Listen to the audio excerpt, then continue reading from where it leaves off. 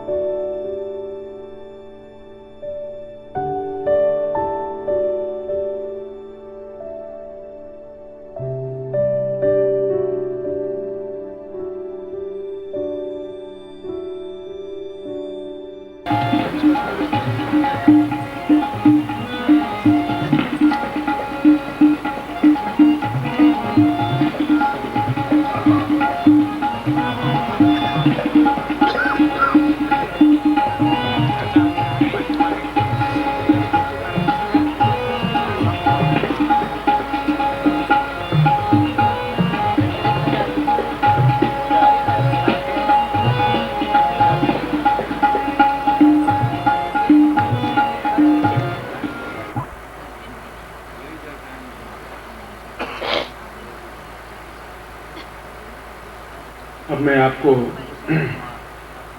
ज़्यादा नहीं रोकूंगा। एक तो दो बातें आपको कहनी है। आज मैंने आपको अप्सरा दीक्षा दी है और मेरे साधना कक्ष में जहाँ सफाई मैं कर रहा था, मैं खुद ही सफाई करता हूँ उसकी, वहाँ कुछ अप्सरा मालाएं पड़ी थी, बहुत थोड़ी सी थी, वो मैंने प्रदान कर दी हैं।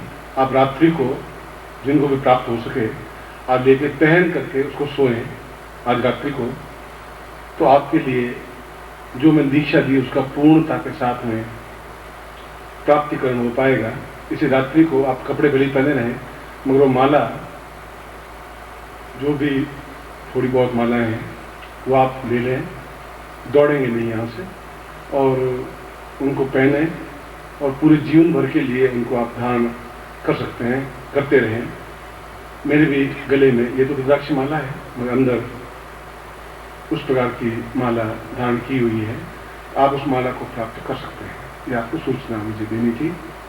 दूसरी, कल सुबह यथासंभव स्नान वान थोड़ा जल्दी 4 बजे उठ जाएं, स्नान कर लें और शुद्ध वस्त्र धारण करके फिर आप यहाँ बैठ जाएं, तो मैं थोड़ा जल्दी आकर के सबसे पहले सुबह विजय काल में शतअष्टोत्तरी महालक्ष्मी दीक्षा दूंगा। सन 1994 में इस प्रकार की एक दीक्षा दी थी, पत्रिका में प्रकाशित हुई थी।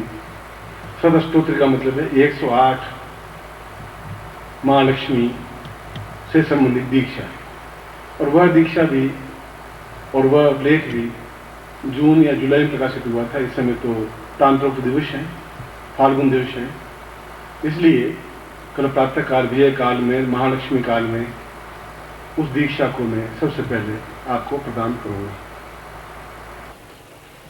ध्यायेत् परेशान ग्रहणोऽपि वाद्यम् दीर्घोऽवतां भवसिन्धुरूपम् सह्याद्रिपूर्णमदिवं भवतं सदैव सर्वेऽपि कार्य भवतं ऋषिभ्य। आज मैं